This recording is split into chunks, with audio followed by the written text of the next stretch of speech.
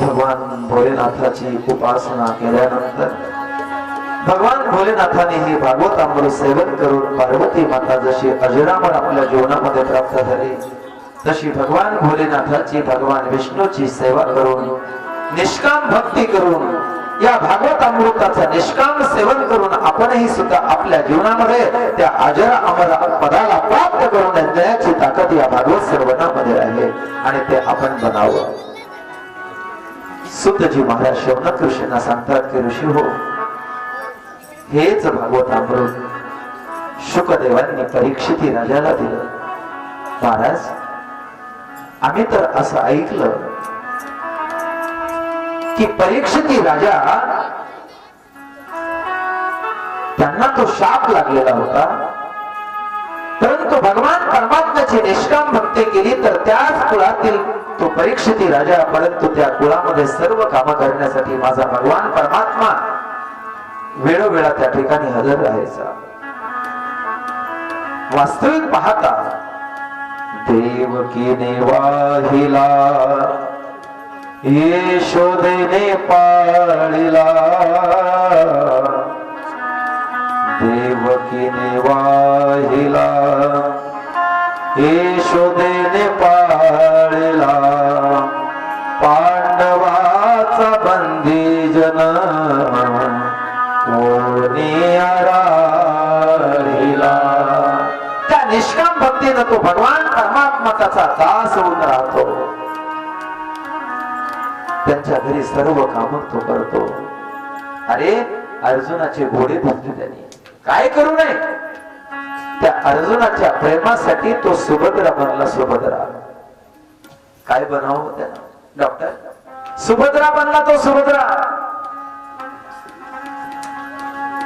सुतजी महाराज शौनक ऋषींना सांगतात, भगवान परमात्म्याने ती केलेली ती प्रेम निष्काम सेवा ती सर्व इच्छा आपल्या पूर्ण करते.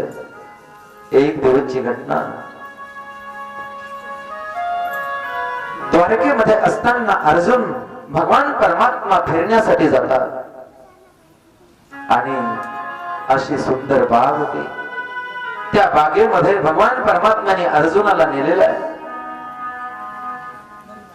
आणि अर्जुनाला असं वाटलं, या बागेमध्ये आलो, द्वारकेमधल्या एवढ्या बागा सुंदर आहेत हे जर माहित असतं ना तर सुभद्रेला घेऊन आलो असतो. सुभद्रा सोबत असती तर किती आनंद झाला असता. काही माणसं द्वारकेमध्ये होती या गावातले, ते म्हणे काय द्वारकेत आनंद आहे, आमच्या घरची जर असती तुला आनंद वाटला असता. का नाही सोबत न्याव, का जाऊ नये सोबत? सगळ्यांनी सोबत गेलं पाहिजे. आता जगन्नाथपुरीला काही लोक जोड्यानं असतील, काही लोक म्हणते आमचं जमत नाही. प्रपंचामध्ये अडचणी येतात, पण झालं तर दोघांनी करावं बरं का. किती वर्ष आयुष्यभर त्या प्रपंचामध्ये आपण राहतो. काही माणसं म्हणतात पुढे जाऊ ना, आताच गेलं पाहिजे का, आताच गेलं पाहिजे का. अरे, या शरीराचा काय भरोसा आहे. मला सांगा निंबाता त्या, आता तुम्हाला जर बाईला सोबत न्यायचं असेल तर जमन का बजेट?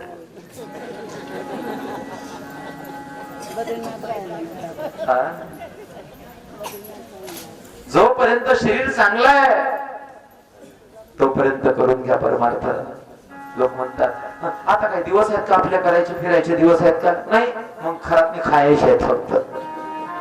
आता नाही करायचं मग कधी करायचं? महाराज म्हणतात जवळ हे सकळ सिद्ध आहे, हात चालावया पाय, तव तो आपुले स्वहित पाहे, तीर्थयात्रे जाय चुकू नको. तीर्थयात्रेला काही लोक म्हणत असतात बाबा इतके पैसे लागत असतात का? हो, इतके पैसे लागत असते का? मला सांगा, इथून तर 40 गावाला जर जायचं असेल तर संध्याकाळपर्यंत 100 रुपये खर्च करून येते, ते घरच्या भाकरी खाऊन जाते का नाही? मग एवढ्या लांब तुम्हाला जायचंय, 7 दिवस तिथे राहायचंय. लोकांनी आपलं काय घर बांधून ठेवलं का? तिथे भाड्यानं राहावं लागतंय. 7 दिवस भाड्यानं राहायचं म्हटल्यानंतर ते लोक काय आपल्याला काय फुकट ठेवतील?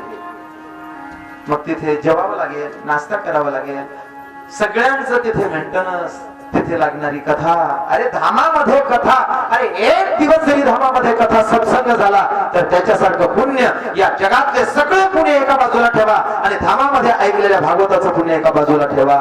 सगळ्या पुण्यापेक्षा भारी भरते ते भागवताचं पुण्य. दर्शनाला जायचं आणि यायचं तो भाग वेगळा. महाराजांचा एक अभंग आहे की काशीमध्ये गेल्यानंतर एक दिवस जर तिथे राहिला, एक महिनाभर राहिला तर त्याचं पुण्य काय, 7 दिवस राहिला त्याचं पुण्य काय. प्रत्येकाचं पुण्य वेगवेगळं असतं. पण होत असेल तर धामावरती जाऊन तिथे भागवताचं श्रवण करा. भागवत श्रवण आपल्या जीवनामध्ये ते फल देत असते. सुतजी महाराज शौनक ऋषींना सांगतात की ऋषी, आपल्या जीवनामध्ये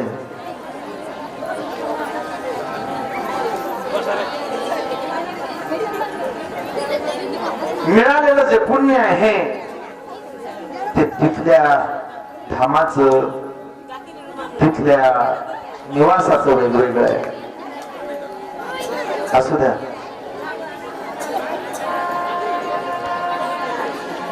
शेतात काम करत असताना तर असे लई येतात किडे माकुडे. ते शेत आहे ना, ते काही करत नसते. तुमची भीती त्याला वाटते म्हणून ते बोलून राहिलं.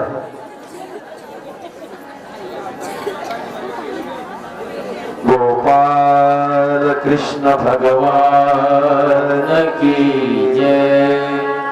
झालं ना? झालं का? झालं का? अजून बाकीच आहे.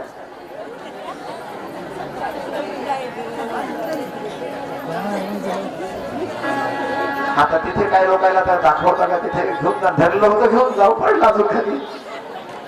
काय नाही होत, काय नाही होत, सावकाश.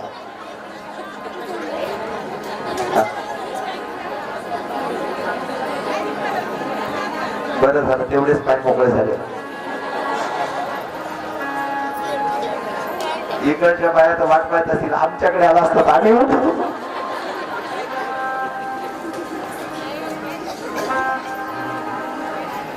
असं.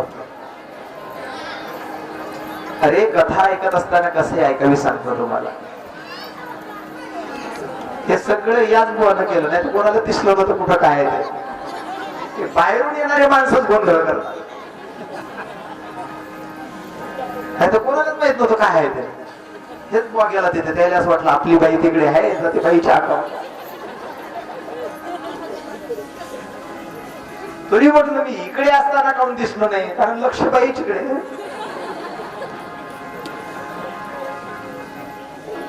असं तुम्ही म्हणा एवढंच सांगितलं, तुम्ही पुढचं काय सांगतो ना तुम्हाला. बाईकडेच होतं म्हणतो ते, फक्त बाई पासून पुढे गेले की वापस आले. तुमचं तुम्ही पायच बसा.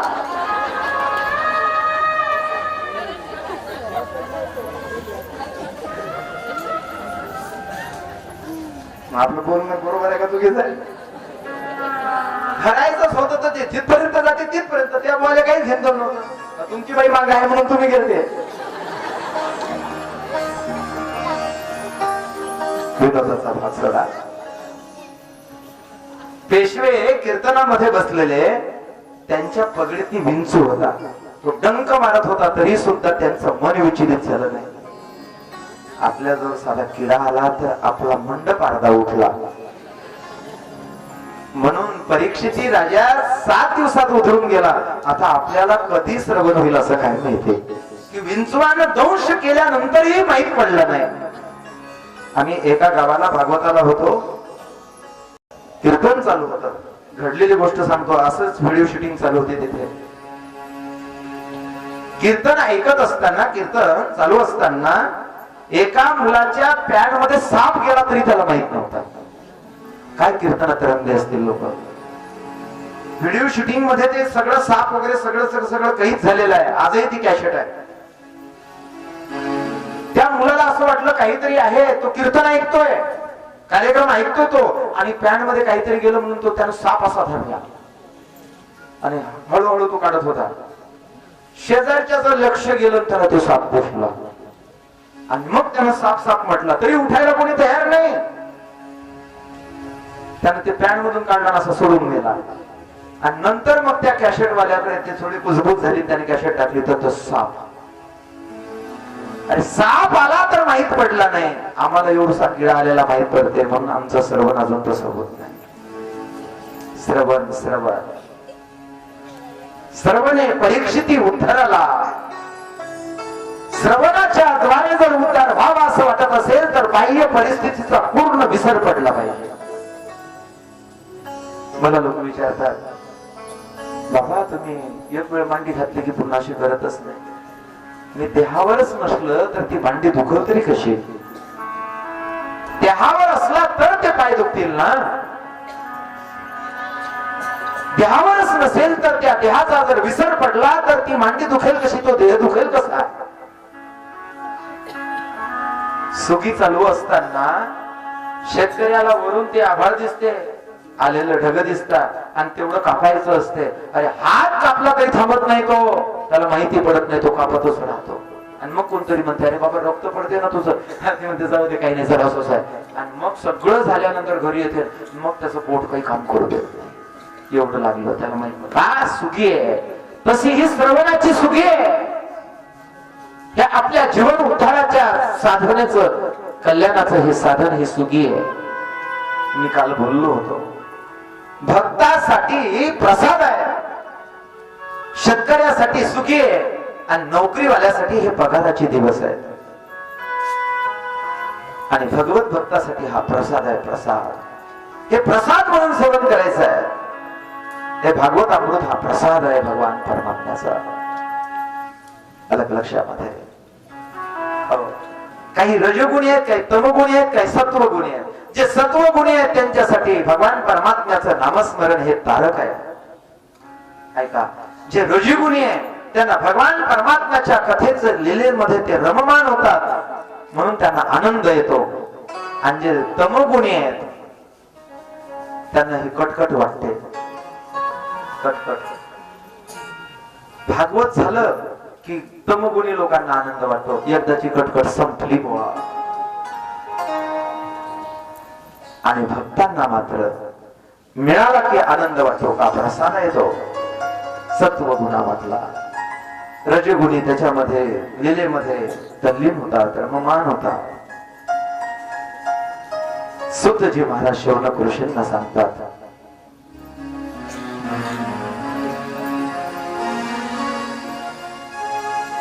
तो भगवान परमात्मा त्या पांडवाच्या घरी सगळे काम करतो. न सांगता करी सर्व काम, सर्व काम न सांगता करतो. अर्जुनाचे घोडे धुतले. आता त्या द्वारकेमध्ये असताना भगवान परमात्म्याच्या सोबत द्वारकेमध्ये हा जातो अर्जुन. माहिती नाही म्हणून भगवंताला असं वाटलं माझा सखा माझा मित्र आला, त्याला काहीतरी उद्यान दाखवावं म्हणून फिरण्यासाठी त्याला नेलं, त्याचं मन रमावं. वास्तविक पाहताय अर्जुनाला त्याची गरज नव्हती. अर्जुनाला त्याची गरज नव्हती, कारण अर्जुनाला भगवान कृष्ण असलं की काहीच लागत नव्हतं. फक्त त्याला कृष्ण सोबत राहणं आवडायचं. पण कृष्णाला असं वाटायला लागलं की अर्जुनाला आपली द्वारका नगरीतले उद्यान दाखवावे, म्हणून त्या उद्यानामध्ये नेलं. आणि उद्यानामध्ये अर्जुनाला सुभद्रेची आठवण आली. सुभद्रा असती तर भगवंताने रथ त्या ठिकाणी एका वृक्षाजवळ उभा केला आणि सांगितलं, अर्जुना इथे जवळच पाणी आहे, पाणी घेऊन येशील का? अर्जुनाने ते पाण्याची कळशी घेतली, पाणी आणण्यासाठी निघाला आणि तिकडून हा बाबा सुभद्रा होऊन आला. भक्ताची मनोकामना जाणून सर्व कार्य करतो. सुभद्रा होऊन आला. अर्जुनानं सुभद्रेला बघितलं आणि अर्जुनाला आश्चर्य वाटलं, अरे मी हिची आठवण करावी आणि ही उद्यानामध्येच राहावे. सुभद्रे तू इकडे कशी काय? ती म्हणे, असं काय बोलता स्वामी, तुम्हीच तर माझी आठवण केली ना. सुभद्रे माझ्या मनातलं तुला कधीपासून कळायला लागलं? अहो म्हणे तुमच्या मनातलं कळणार नाही तर मग मी पत्नी कशी? ते म्हणे बाया साध्या एवढे वर्ष झाले, 40 वर्ष झाले, पण अजून नवऱ्याला भाजी कोणती आवडते पत्ता लागला नाही. त्याच्यासाठी भांडणं होता आणि तुला माझ्या मनातलं कळतंय. सुभद्रा म्हटली अहो मी आहे कोणाची बहीण? त्या कृष्णाची आहे, जो अंतर्यामी आहे त्याची मी बहीण आहे ना. म्हणून मला तुमच्या मनातल्या काही गोष्टी कळतात. वास्तविक पाहता होतो कोण?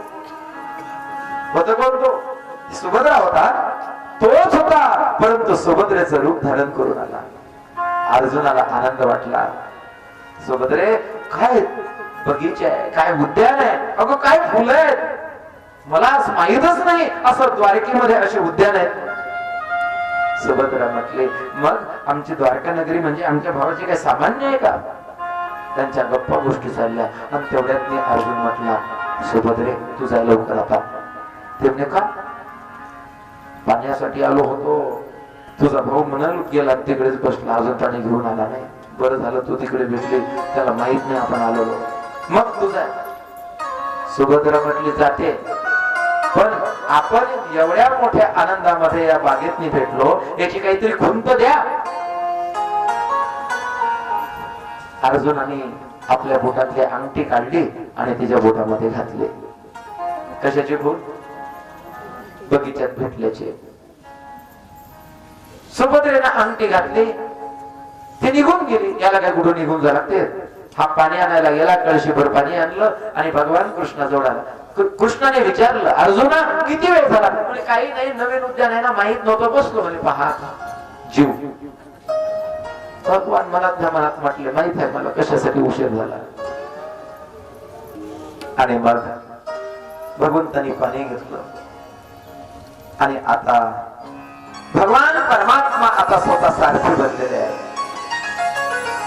अर्जुन रथात बसलेला आहे आणि भगवंताने रथ हाकायला सुरुवात केली. हाकत असताना जे अंगठीचं बोट होतं ना ते मुद्दाम त्याच्या डोळ्यासमोर घेतलं. ते घोडे हाकता हाकता अर्जुन मागं बसलेला होता.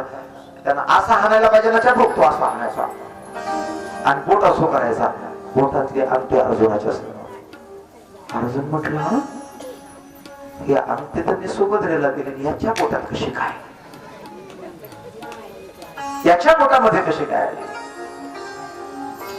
अर्जुनाला असं वाटलं जशी मी केली तशी यांनी केली असेल, पण कधी केली सांगितली नाही, दाखवली नाही. माझ्यासारखी अंगठी केली, पण आता विचारावं तर फोल होईल. ते म्हणून मग तुझी अंगठी कुठे दाखव. त्याच्यापेक्षा अर्जुनानं मनातल्या मनात ठेवलं, विचार करत बसला, पण अंगठी तर माझीच दिसते, पण कसं काय म्हणावं माझी म्हणून मनाची हिंमत नव्हती. रथ आला, भगवंताने पुन्हा पुन्हा त्याला ती अंगठी दाखवायची. अंगठी दाखवली की याच्या मनात पोटात कुस्तीच व्हायचं. हो, काही माणसांचं आहे ना पोट दुखते, पण दुसऱ्याचं चांगलं झालेलं पाहिलं काही. मला सांगा पोटात गोळा सुटते काही माणसांच्या, पण कधी कोणाचं चांगलं बघितलं याच्या पोटातली गोळा सुटते. याचं कसं काय चांगलं झालं?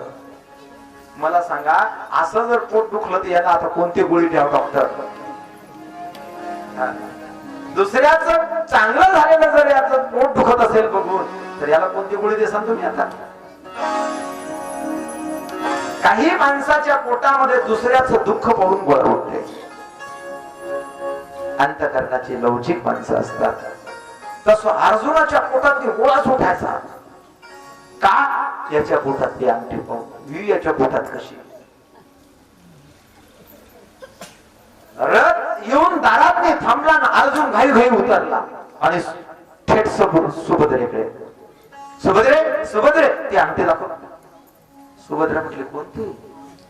सुभद्रे बस झालं, लवकर सांग अंगठी कुठे आहे? फक्त दाखव तर तुझ्या पोटातली अंगठी कुठे आहे? सुभद्रा म्हटली कोणती हो अंगठी? ती मी तुला दिली नाही का? सुभद्रा म्हटली काय आपल्याला सांगता, मला कधी दिली तुम्ही अंगठी? तुम्हीच तिकडे कुठे पाडली असेल आणि मला सांगता तुझ्या जवळ दिली होती. सुभद्रे बस झालं, तुझा भाऊ यायची वेळ झाली, लवकर सांग कुठे आहे, दाखव. बस झाली मस्करी आता. सुभद्रा म्हटली माझ्याजवळ काही अंगठी नाही, तुम्ही कधी दिली हो? अर्जुन म्हटला, नाही का तू बगीच्यात आली, मला भेटली, तूच तो म्हणत होती हे तुमच्या मनातलं होतं म्हणून मी आली आणि अंगठी मागून घेतली ना, आता म्हणतेस अंगठी कुठली? सुभद्रा म्हटली, काय तुमचं डोकं बिकं फिरलं तर नाही? मी कधी आले का बगीच्यात? कोणता बगीचा आणि कोणतं काय? का माझ्यामध्ये कोणीतरी दिसलं तिलाच घेऊन फिरले बगीच्यात? सुभद्रे बस झाली चेष्टा, लवकर ती अंगठी दाखव. तेवढ्यात ते भगवान कृष्ण तिथे पोहोचले आणि सुभद्रा म्हणायला लागली, दादा तुमच्या मित्राला सांगा ना काही, अंगठी मागते. अंगठी कुठे आहे?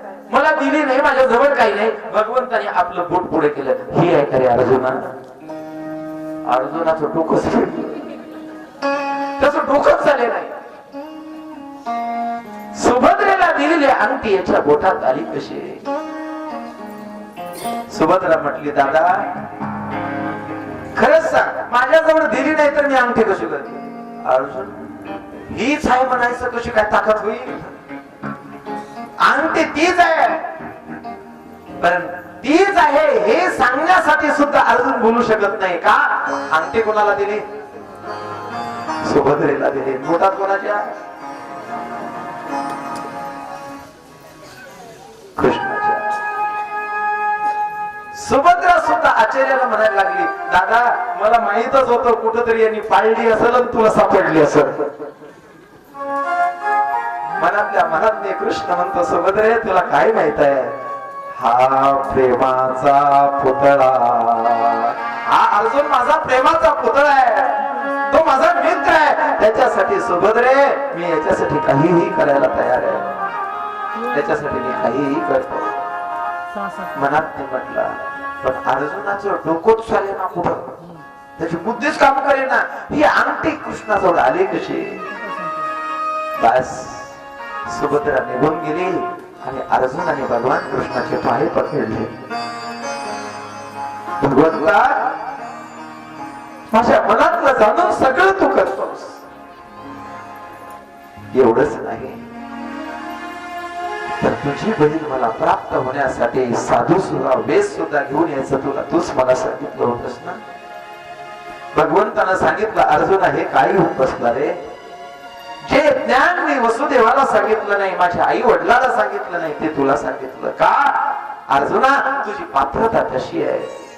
जेन संगेची देवकीसे, जेन संगेची पित्या वसुदेवासी, ते गुह्य अर्जुनेची सांगतसे.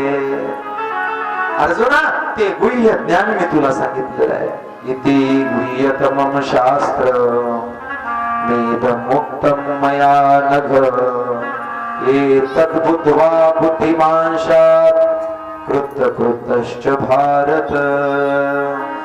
तू प्रेमाचा पुतळा,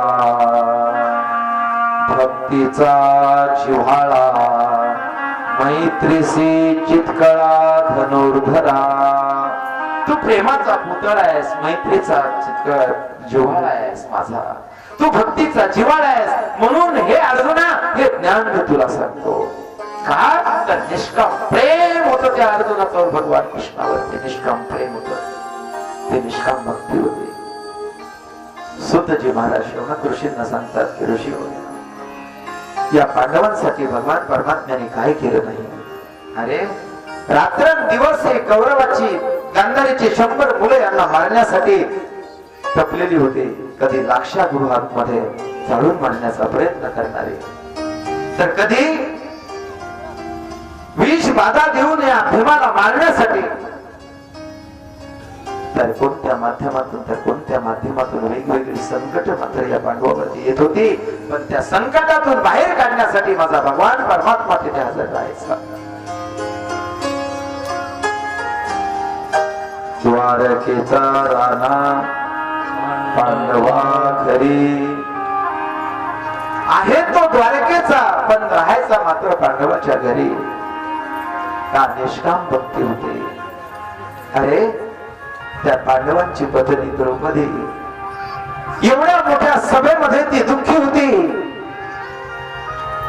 परंतु जोपर्यंत निष्काम प्रेम नाही तोपर्यंत भगवान परमात्मा त्या भक्ताची पुकारही ऐकत नाही.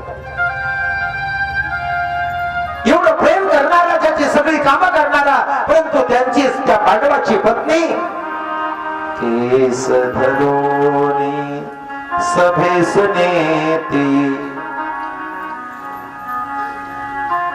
5 पांडवाची ती पत्नी केस धरून सभेमध्ये त्या दुःशासनाला नेली, परंतु भगवंताने मात्र थांबवलं नाही. नाहीतर काय भगवंताने ठरवलं असतं तर दुःशासन हात लावू शकला असता, तर नाही.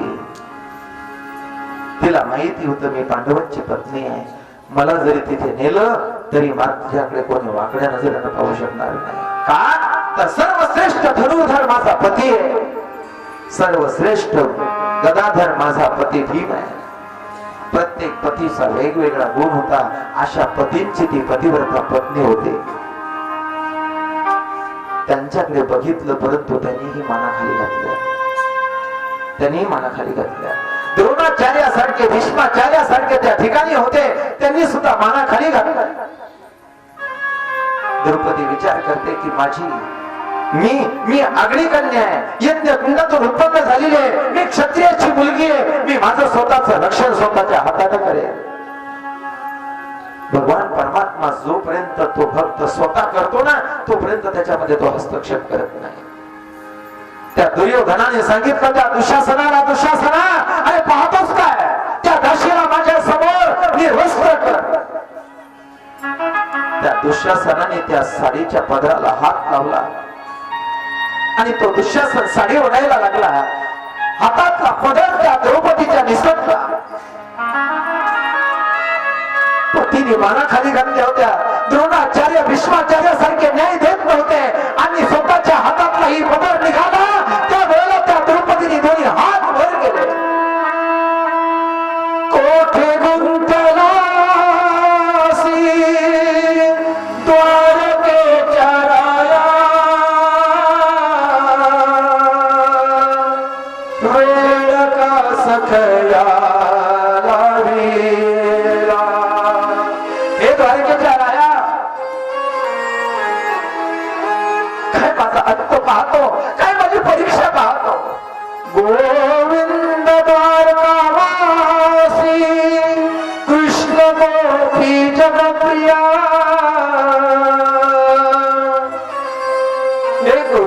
हे द्वारकावासी, तू काय पाहतो, कुठे गुंतला, कुठे थांबला.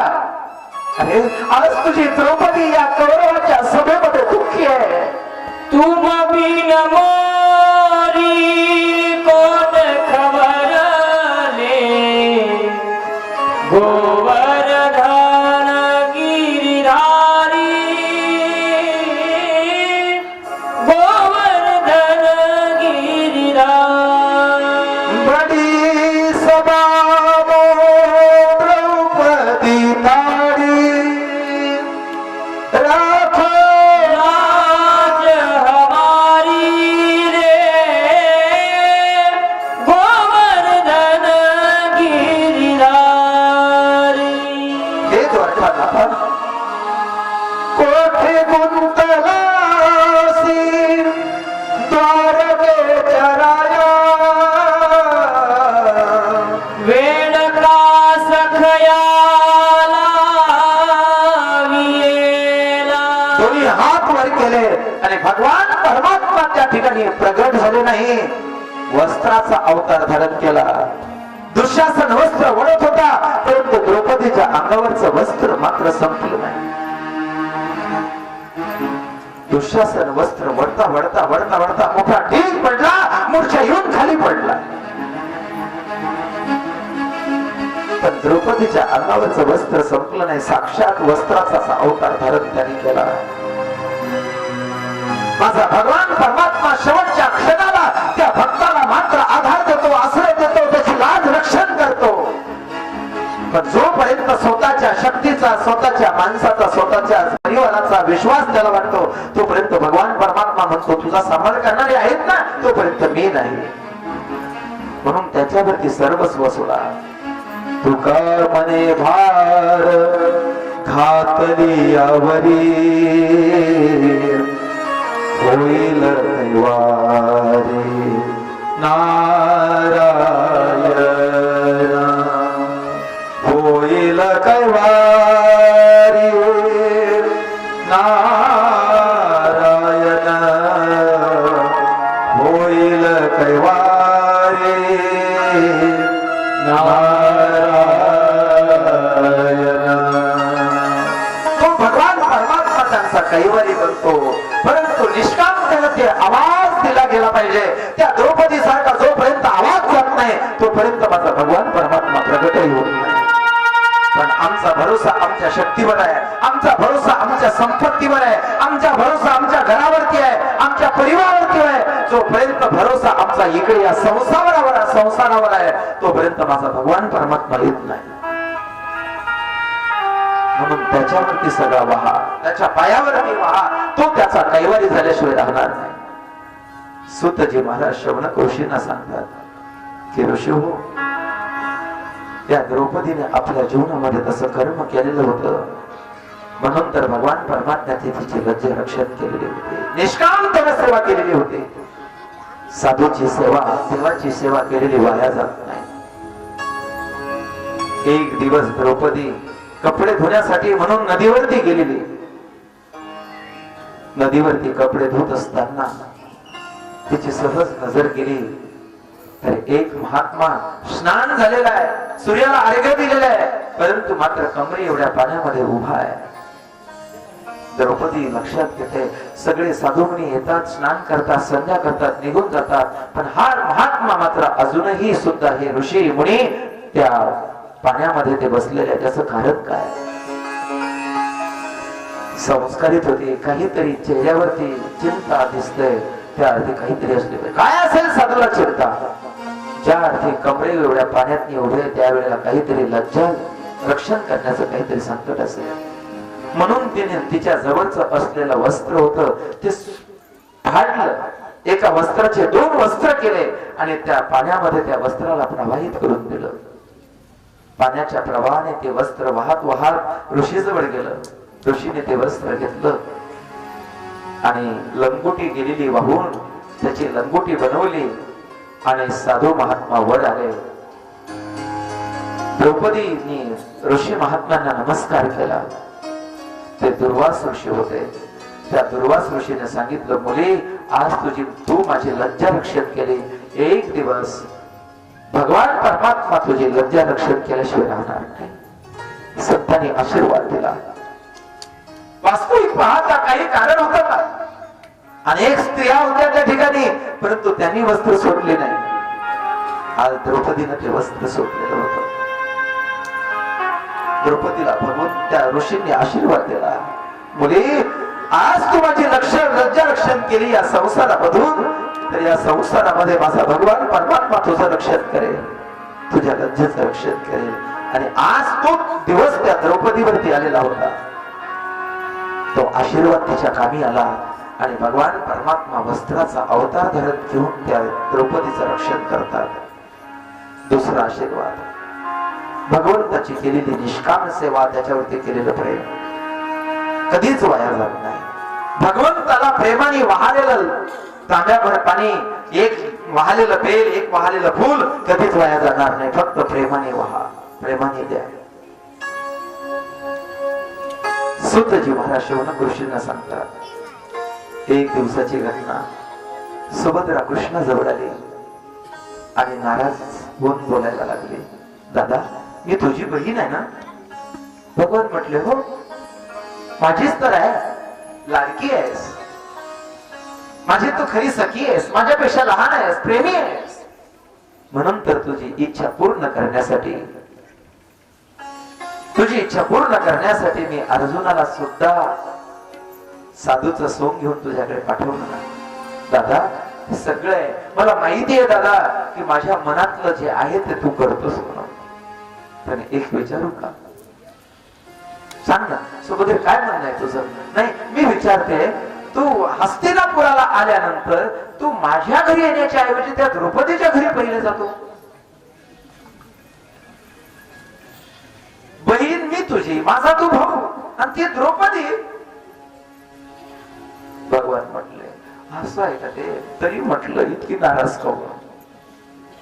पहिल्यापासूनच बाया जैताडपणा करतात कुणाचा. काही काही बोलतात, काही बोलून दाखवतात, काही मनातल्या मनात ठेवतात. सुभद्रा बोलत होते. भगवान म्हटले मग तुझं काय म्हणणं आहे? नाही मला असं वाटतंय मी तुझ्या एवढी आवडीची आहे म्हणतो आणि पहिले तर द्रौपदीकडे जातो माझ्याकडे येण्याच्या ऐवजी. भगवान म्हटले ठीक आहे तुझं असं म्हणणं असेल तर आज तुझ्याकडे पहिले. म्हणून सुभद्रेकडे गेले आणि सुभद्रेकडे गेल्यानंतर अर्जुनानं तेवढ्यात आवाज दिला, सुभद्रे मला लवकर जायचंय, आटोपलं का? दादा बघितलं का? त्याला पाहुणे कळत नाहीत, घरी आलेले काही कळत नाही, त्याची घाईच असते नेहमीसाठी. भगवान म्हटले सुभद्रे आपलं कर्तव्य आहे मालकाची लवकर व्यवस्था करून दिली पाहिजे. भागवताला 12 वाजता जायचं आहे ना, तर 11:30 वाजेपर्यंत सगळ्याचे जेवण झाले पाहिजे. घरी नाही आलं तर काय करावं? झाकून ठेवून द्या ताट वगैरे सगळं. पण भागवताला बरोबर 11:45 वाजता गेलं पाहिजे. नाही तर 12 वाजताचा भागवत 12:15 वाजता सुरू होते. त्याचं काय नाव भक्त थोडंच आहे. चालले डगडगन डगडगन डगडगन. लवकर गेलं पाहिजे. 12 वाजता सुरू होणार आहे, 11:15 वाजता इथे बसलं पाहिजे. काही मावल्या तर 11:30 वाजता येऊन बसल्या इथे, जागा भेटली पाहिजे म्हणून. हा तर असे जे लवकर जातात ना त्यांना म्हणतात काही आहे का काम, दुसरं काय आहे. जातात टमटम पुढे जाऊन बसतात. आम्ही तर गेलो थांबतो कोणी जागा देत नाही बिचाऱ्या. हो भागवतात नाही पुढे सरकल्या एकमेकीसाठी. हा तुमच्यासाठी सुद्धा जागा आहे. जरा असं लवकर आलं पाहिजे. आलं का लक्षात? जरा जरा लवकर यावं. आता मंडप भरला कुणीकडे बसाव. पाठीमाग सुद्धा काही म्हणते दुसरं नाही, त्यात मंडपाच्या तिकडे काय झाली पाहिजे व्यवस्था लोकांची बसण्याची. कार्यकर्ते मंडळी मंडप भरला तुमचा सगळा. गोपाल कृष्ण भगवान की जय. पंक्तीतनी कसं जागा नसली सरक नजराशी सरक नजराशी सरक नजराशी असं करतो का नाही आपण? जागा नसून तरी इकडून मांडी जराशी उचला लावते, तिला जराशी मांडी उचला लावते, दोघांच्या मठात बसते. तसं भागवतात बसायला काय हरकत आहे? भागवतात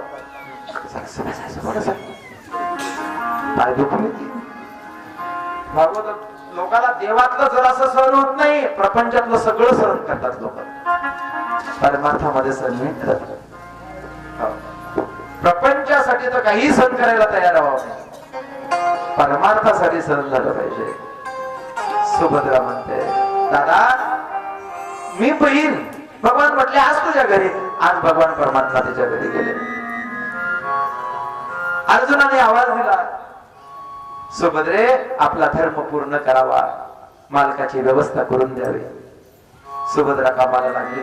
बोलता बोलता म्हटली दादा जराशी मदत करू लागतं का? तुम्ही काय करू सांग ना. काय नाही तू नाहीतरी सगळ्याला करू तर लागतोच.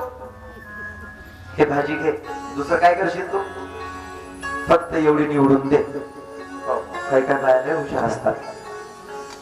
तुम्ही ना आता गावात राहायचं नाही, आम्ही 40 गावात राहतो, तुम्ही 40 गावाला आमच्या जवळ राहा. काहीच करायचं नाही तुम्ही मामाजी, काहीच करायचं नाही. मग तुमचे नातू आहेत ना शाळेत जातात, शाळेतून येतात, फक्त त्यांना शाळेत नेऊन घाला आणि शाळेतून घरी घेऊन या. मेला मथारा जन्मभर. आणि उलट काही म्हणा काही करायचं नाही. लहान पोरग 7 वाजता जाते, मोठं पोरग 12 वाजता जाते. लहान पोरग 2 वाजता येते आणि मोठं पोरग 7 वाजता येते. चक्रा मारत राय. आणि उलट काय म्हणायचं? आमच्या घरच्या मामाजीला काहीच काम, तुम्ही काही करायचं. तसंच झालंय सुभद्रेचं. सुभद्रा म्हटली दादा काही नाही, फक्त जराशी मदत म्हणून. मग आपण बहीण भाऊ मस्त बोलत बसू. भगवान म्हटले नाही तरी बसलो तरी दे. काय देतात? तिनं दिले पालक भाजी निवडायला. पालक भाजी भगवंतानी निवडता निवडता निवडता ती आता तोडायची ना, ती कापायला घेतली. त्यानं भाजी नाही कापली, त्यानं बोट कापून घेतलं. कापलं नाही, कापून घेतलं आणि बसलं असं धरून. सुभद्रेचं सगळं झालं, ते फोडणीचं घेतलं, जवळ सगळं घेतलं आणि बरं दादा झाली भाजी. पाहिलं तर भाजी तशीच पडलेली पुढे आणि हा बोट असा धरून बसला. सुभद्रा म्हटली, दादा अजून झालं नाही. भगवंताचं एक नाही, दोन नाही, दादा भाजी झाली नाही. मग तिचं लक्षात गेलं, सुभद्रे काहीतरी पोटाला लागलं ग, बोटातून रक्त पडतंय. सुभद्रा म्हटली, काम तर काहीच नाही, पण काम वाढवून घेतो उलट. गडबडीत नाही, तुझंच करा सगळं. दादा तू मोठा आहेस, पण काहीतरी मदत तर असाव ना, पण तू दुसरं काम लावून घेतो. आणि मग सुभद्रा जवळ येते, पाहते. कृष्ण म्हणतो, खूप लागलं ग सुभद्रे, काहीतरी बोटाला असेल तर बांधायला तरी दे. सुभद्रा म्हणते, दादा तिकडे ती नवऱ्याची घाई, तुझी ही बोटाची घाई, काय काय करू मी. मनातल्या मनात म्हणतो, आता तुला काय वाटते ते कर. बोट कापलं, थोडंच कापूनच घेतलं ना. सुभद्रा काय करते, कारण तिला दाखवायचं आहे. भगवान परमात्मा बोलत नाही, प्रपंचातले लोक बोलतात. प्रपंचातली माणसं बोलतात. एखाद्याच्या जरी वाढदिवसाला जरी गेलं नाही ना, तर लोक मनात ठेवतात, आमच्या वाढदिवसाला आले होते का. जाश लागते, भागवत सोडून जायचं लोकांच्या वाढदिवसाला आणि जातात लोक. या गावातले नाही जात म्हणा. एखाद्या वेळेला भागवताचं स्टेटस नाही ठेवलं तरी झालं दादा, पण तुमच्या मेवणीचं वाढदिवसाचं स्टेटस ठेवाच लागते. कोणाच्या लग्नाचा वाढदिवस, तर कोणाच्या पोराचा वाढदिवस, तर कोणाच्या सासूचा वाढदिवस, 85 वर्षाचा माथा त्याचा वाढदिवस. सगळे वाढदिवस करायला लागले. आता करा, काही हरकत नाही, पण शास्त्र पद्धतीनं करा, हिंदू संस्कृती पद्धतीनं वाढदिवस करा. उगाच आपलं काहीतरी करायचं ना, असं करायचं, ही विकृती आपल्या धर्मात नाही आली पाहिजे. वाढदिवस करायचा असेल तर आपल्या हिंदू संस्कृतीनं जसं सांगितलं तसा वाढदिवस करावा. ज्याचा वाढदिवस केला त्याचं आयुष्य वाढते. बरं का, सुतजी महाराज शौनक ऋषींना सांगतात, सुभद्रा त्या बोटाला काहीतरी बांधावं म्हणून शोध घेते. तेवढ्यात द्रौपदी अंगण जाण्यासाठी दारात आली, तर भगवंताचा रथ तिला दारात दिसला. अरे दादाचा रथ, दादा आला, दादा आला. तिनं तिथेच काम टाकून दिलं आणि द्रौपदी निघाली. ती अर्जुनाच्या घरात आली, परंतु भगवान दिसत नाही. एकदम आतमध्ये प्रवेश केला, सुभद्रेकडे असेल म्हणून, तर भगवान परमात्मा बसलेले होते आणि हातात हात धरलेला होता आणि रक्ताचा थेंब खाली पडताना त्या द्रौपदीच्या डोळ्याने बघितला. डोळ्याने बघितल्या बरोबर ती तिथूनच त्या जागेवरून धावत निघाली. दादा दादा काय. पळता पळता तिने अंगावरचा तो भरजरी साडू फाडला आणि भगवान परमात्म्याच्या एका मिनिटाच्या आत जवळ येऊन तो बोटाला बांधायला सुरुवात केली. चिंधी बांधते द्रौपदी हरीच्या बोटाला, चिंधी बांधते द्रौपदी हरीच्या बोटाला, चिंधी बांधते द्रौपदी हरीच्या बोटाला, चिंधी भरजरी फाडून सेला, भरजरी फाडून सेला, भरजरी फाडून सेला, भरजरी फाडून सेला, चिंधी बांधते द्रौपदी हरीच्या बोटाला, चिंधी बांधते द्रौपदी हरीच्या बोटाला, चिंधी बांधते. कोण तिचा तो भावालौकिक बनी कृष्णाच्या दाटे कौतुक, कर पाठीवर पडला आपसुक, कर पाठीवर पडला आपसुक, प्रसन्न माधव झाला, प्रसन्न माधव झाले. द्रौपदी हरीच्या बोटाला, चिंधी बांधते द्रौपदी हरीच्या बोटाला. हरीच्या बांधते द्रौपदी हरीच्या बोटाला. भगवान परमात्म्याच्या बोटाला ती चिंधी बांधते आणि सुभद्रा अर्ध्या तासापासून शोधत होती, अजून तिला चिंधी सापडली नाही. मग तिला असं वाटलं नाही ते जाऊ दे, ही आयराची साडी आहे, काहीच कामाची नाही. मग फाडून आणली आणि पाहिलं तर द्रौपदीनं तो शालू बांधलेला आहे. भगवान म्हटले, द्रौपदी मनातल्या मनात तो आज माझ्या बोटाला बांधत असताना तुझ्या अंगावरच्या शालूचा तू विचार केला नाहीस. किती महागाचा आहे का कसा आहे तू विचार केला नाहीस. माझ्या बोटाचा बांधण्यासाठी तू अंगावरचा भरजरी शालू फाडून टाकला. ते माझ्या प्रेमासाठी ना द्रौपदी. मनातल्या मनात भगवान परमात्मा वचन देतात, जेवढे या चिंधीमध्ये धागे आहेत तेवढे वस्त्र मी तुला पुरवल्याशिवाय राहणार नाही. आणि तोच दिवस आज द्रौपदीच्या जीवनात आला आणि तो आशीर्वाद द्रौपदीचा तो द्रौपदीला कामी पडला. तेवढे वस्त्र भगवान परमात्म्यानं पुरवायचं ठरवलं. सुभद्रेला म्हटले, सुभद्रे द्रौपदीनं अंगावरचा शालू फाडला, तुझ्या अंगावर नव्हता, पण तुला शालूची किंमत आहे, माझ्या बोटाची किंमत वाटली नाही. चल बोल आता तूच, पहिले मी कोणाच्या घरी जाऊ. द्रौपदीचं प्रेम माझ्यावरती आहे आणि तुझं प्रेम तुझ्या साडीवर आहे. भगवंताला प्रेम जे पाहिजे ते असं निर्विकार पाहिजे, निर्विकार प्रेम पाहिजे. आमचं प्रेम कसं आहे, सगळं सांभाळून. देवावरती आम्ही करत नाही का प्रेम? करतो, पण बाकीचं सगळं प्रपंचातलं करतो मग देवावर करतो. असं देवाला लागत नाही. देव म्हणतो फक्त माझ्यासाठी काय, माझ्यासाठी काय, मग ईश्वर त्याच्यासाठी सगळं स्व करतो. उगाच तो पांडवाच्या घरी येत नव्हता, उगाच नव्हता येत. विनाकारण कोणाच्या घरी येत असते का? विनाकारण कोणी कोणाचं करत असते का? विनाकारण करते कोणी कोणाचं नाही. परंतु स्वतः करत नाही, दुसऱ्यानं केलेलं पाहुल्या जात नाही. अरे ते प्रेम आहे, प्रेम ते भक्ती प्रेम आहे. जीवनामध्ये ज्यांच्या जीवनामध्ये ते प्राप्त झालं ते धन्य आहे. शुकदेवजी सुतजी महाराज शौनक ऋषींना सांगतात की ऋषी हो, एवढंच काय घेऊन बसलात? महाभारताचं युद्ध होऊ नये याच्यासाठी कृष्णाने प्रयत्न केला, पांडवांचा शांती दूत म्हणून होऊन चालला.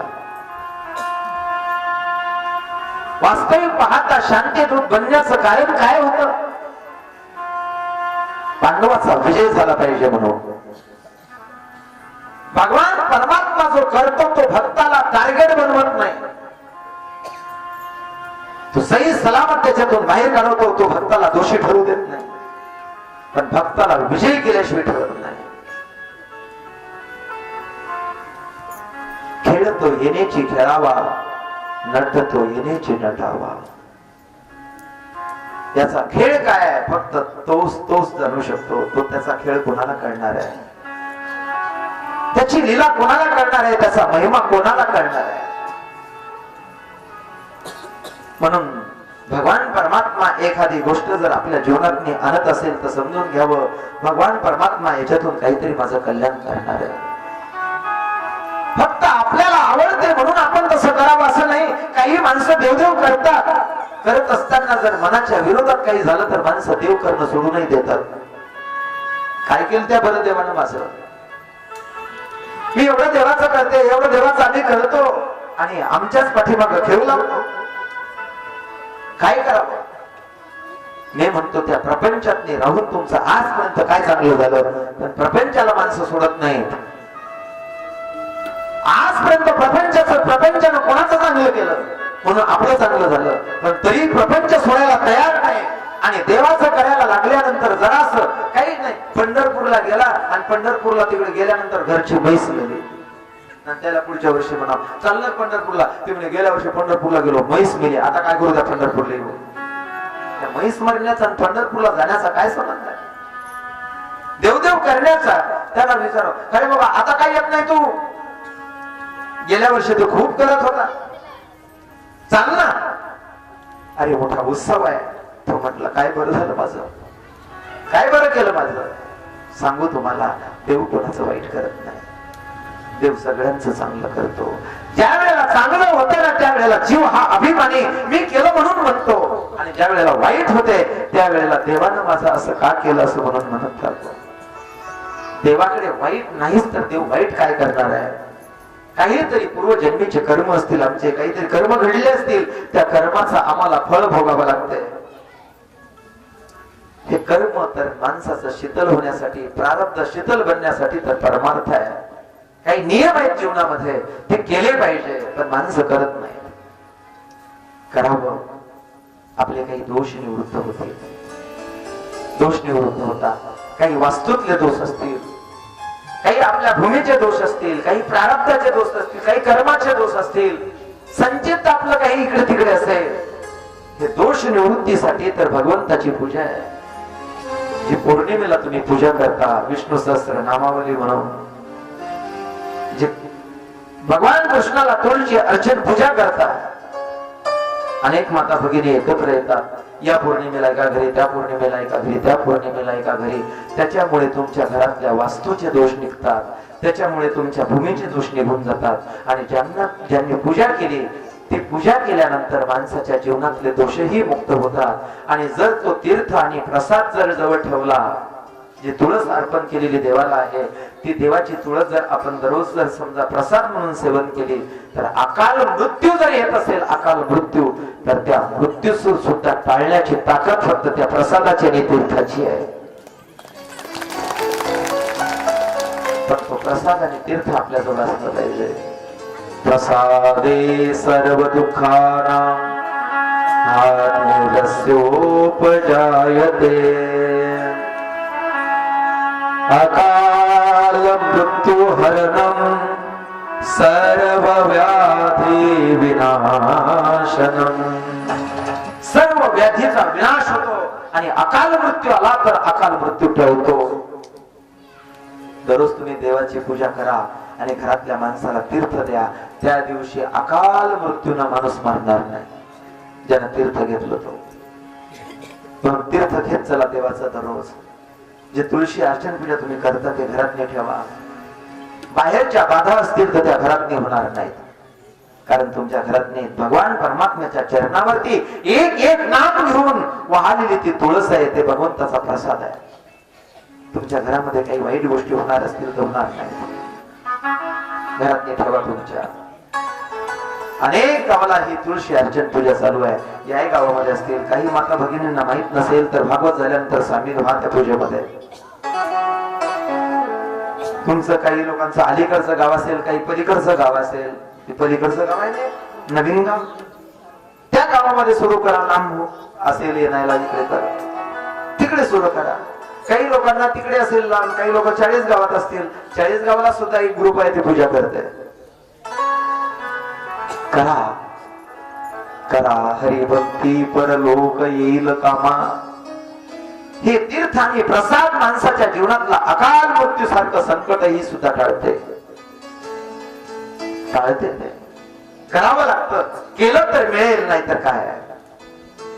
सुतजी महाराज शौनक ऋषींना सांगतात की भगवान कृष्णाने युद्ध टळावं म्हणून खूप प्रयत्न केला, आणि शांती दूत होऊन म्हणून पांडवाचा दूत झाला होतो. पांडवाचा दूत झाला, अजून काय व्हावं. आणि हस्तिनापुराला तो पांडवाचा दूत म्हणून त्या ठिकाणी येतो. इकडे दुर्योधनाने भगवान परमात्मा येणार म्हणून एवढी तयारी केली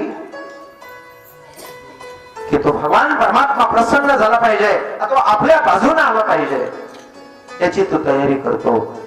परंतु माणूस ठरवतो एक आणि घडते एक. मनसा चिंतितं कार्यं दैव अन्यत्र चिंतयेत. माणूस ठरवतो एक, मनामध्ये मनोरथ करतो, आणि परंतु दैव ठरवते एक. भगवान कृष्ण आले होते मनात मनोरथ धारण करून की या पांडवांचा विजय झाला पाहिजे, परंतु कौरवांचा जोपर्यंत पराजय होणार नाही तोपर्यंत पांडवांचा विजय नाही. ऐका, तोपर्यंत तो विजय होणार नाही. याच्यासाठी भगवान परमात्म्याने दास्यत्व स्वीकारलं त्या पांडवांचं. का तर या कौरवाच्या इकडचा असलेला धर्मरूपी विदुर हा जोपर्यंत त्यांच्याकडे तोपर्यंत यांचा विजय होईल. जोपर्यंत धर्म असतो तोपर्यंत विजय ठरलेला आहे. म्हणून हा धर्म त्यांच्याकडे राहता कामा नये. ही भगवंताची लीला आहे. पण माहिती कोणाला आहे? आणि इकडे दूरदूर विचार करतो आपला विजय प्राप्त झाला पाहिजे, आपल्याला विजय प्राप्त झाला पाहिजे. म्हणून भगवान कृष्णाला प्रसन्न करून घ्यायचं आणि आपल्या बाजूला करून घ्यायचं. भगवान परमात्मा स्वागतावर वस्तूवरती तो प्रसन्न होत नाही, तो त्याच्या भावनेवर प्रसन्न होत असतो. दुर्योधन जो प्रसन्न भगवंताला करण्यासाठी निघाला तो वस्तूच्या द्वारे, आपल्या ऐश्वर्याच्या द्वारे. भगवान परमात्मा कोणाच्या संपत्तीवरती आणि ऐश्वर्यावरती प्रसन्न होत नाही. त्यांनी एवढी तयारी केली, भगवान कृष्णाला काय काय आवडते सगळ्या गोष्टी जाणून घेतल्या आणि स्पेशल त्या पदार्थाच्या आचारी परदेशातून बोलवले कृष्णाच्या तयारीसाठी. प्रसन्न करून घ्यायचंय त्याला. आणि ज्या रस्त्याने भगवान परमात्मा येणार आहे त्या रस्त्याची एवढी जय्यत तयारी केली, काय सांगू तुम्हाला. आहा हा हा, जशी तुमच्या गावामध्ये भागवत येणार आहे म्हणून सुंदर पैकी सजावट केली. पण सांगू का, अजून मला पाहिजे तशी सजावट राहिली. रांगोळी घातल्या पण घराला तोरण नाही लागले. तुमच्या गावातनी भागवत येणार आहे म्हटल्यानंतर तुमच्या घराला तोरण लागायला पाहिजे. आंब्याच्या पानाचं तोरण लावा, फुलाचं तोरण लावा. आणि ज्या गलीमध्ये भागवत येणार आहे लावा ना आपल्या आपल्या दारामध्ये तोरण. ते 15 ऑगस्टला 26 जानेवारीला लावतात ना, लावा ना. भागवत येणार आहे आपल्या दारामध्ये. काही काही लोकांची इच्छा आहे की भागवत आपल्या दारात आलं पाहिजे, रथ आपल्या दारात आलं पाहिजे. काय तुमच्या गावातल्या लोकांची भावना आहे दादा? वा, खरं तुम्ही नमस्कार करतो. एक माऊली आली, ती म्हणे दादा इकडून रथ येऊ द्या ना. माझ्या दारातून जर रथ आणला तर भागवतासाठी 1 लाख रुपये देईल म्हणे मी. वा, पुढच्या वर्षी भागवत करते 1 लाख रुपये देईल, फक्त माझ्या दारातून रथ आला पाहिजे. मी म्हणतो माय 1 लाख रुपये नाही, 1 रुपया जरी माझ्या देवाला जर त्या मनोभावाने दिला, पण भावना जर निर्माण केली तर अरे दारात काय, माझा कृष्ण कन्हैया तुमच्या घरात आल्याशिवाय राहणार नाही.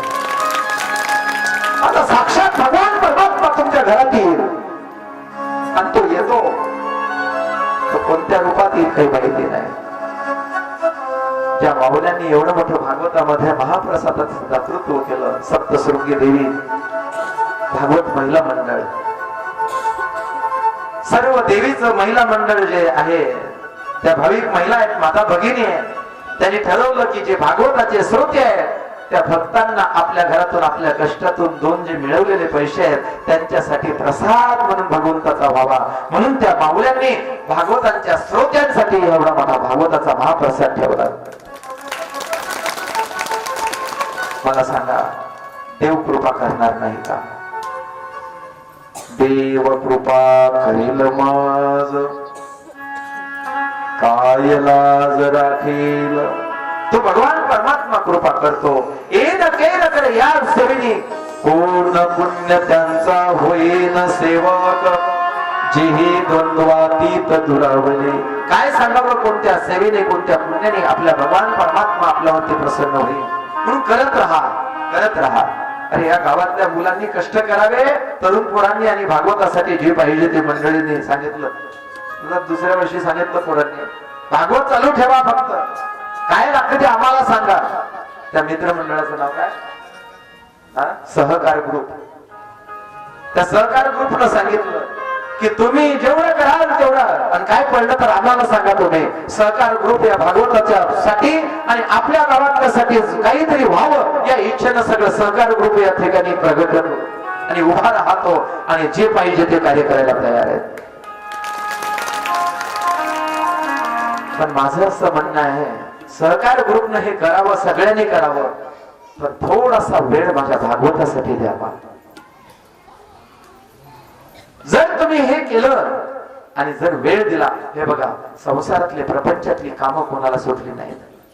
कोणाला सुटली नाही? या माणसांना, यांना काही प्रपंच नाही का? घरी नाही जाणं होते यांचं, या भावाचं घर बांधणं चालू आहे.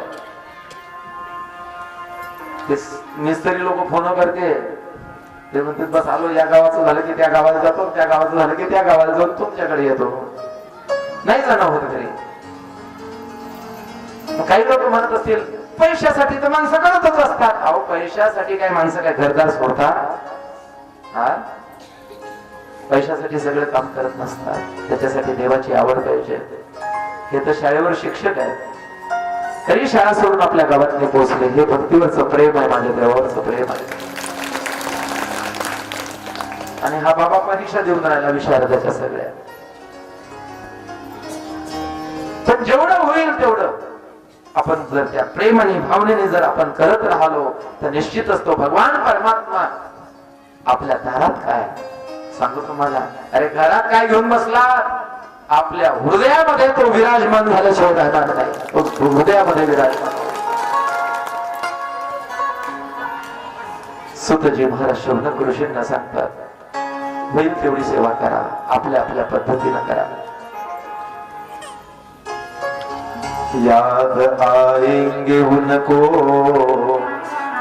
कभी ना कभी, कृष्ण दर्शन तो देंगे कभी ना कभी. ऐसा विश्वास मन में जगाते चलो,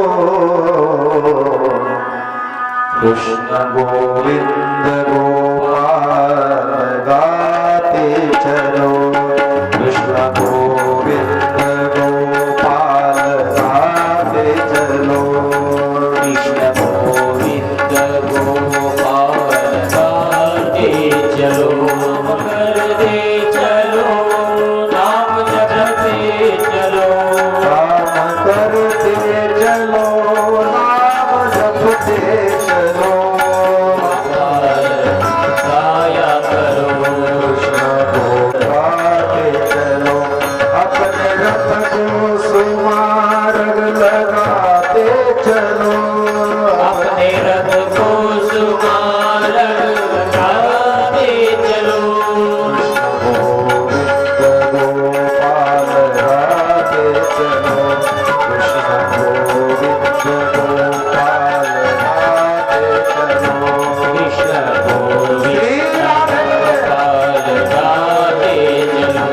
कृष्ण गोविंद गोपाल गाते चलो, कृष्ण गोविंद गोपाल गाते चलो, कृष्ण गोविंद गोपाल गाते चलो. कृष्ण गोविंद गोपाल गाते चलो.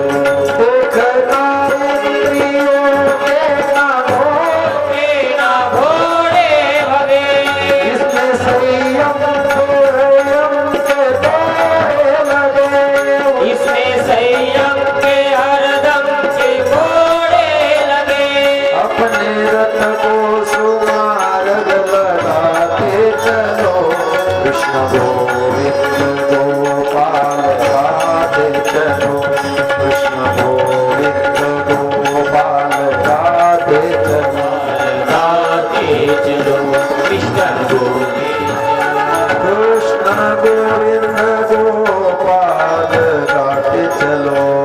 कृष्ण गोविंद गोपाल गाते चलो.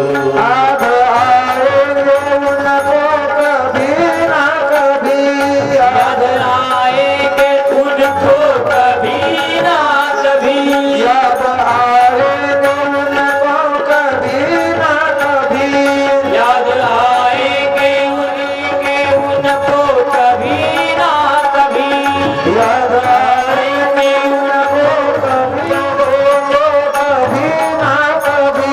कृष्ण दर्शन तो देंगे कभी ना कभी. ऐसा मन में विश्वास जगाते चलो, कृष्ण गोविंद गोपाल गाते चलो, कृष्ण गोविंद गोपाल गाते, गोविंद गोपाल गाते चलो, कृष्ण गोविंद गोपाल गाते चलो, कृष्ण गोविंद गोविंद गोपाल गाते चलो. ना कभी कृष्ण दर्शन तो देंगे कभी ना कभी। कृष्ण गोविंद गोपाल गाते चलो कृष्ण गोविंद गोपाल